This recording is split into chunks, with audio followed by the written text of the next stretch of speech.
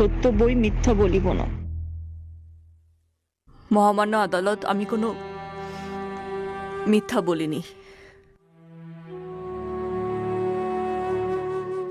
আমার সাথে অন্যায় হয়েছে।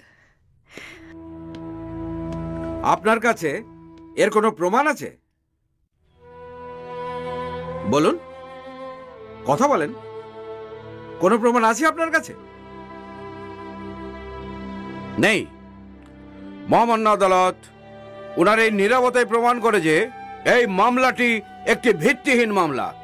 That's all your honour. কোর্টে ঢুকে চুপচাপ তো আমিও থাকি আজহার সাহেব।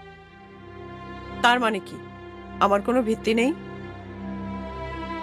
এই আদালত আসামি পক্ষের 2 মাসের জামিন মঞ্জুর করে আগামী 11 তারিখ এই মামলা উত্থাপনের দিন ধার্য করছে। মিস শুভ্রা, আগামী ডেটে কিন্তু অবশ্যই আপনার উকিলকে হাজির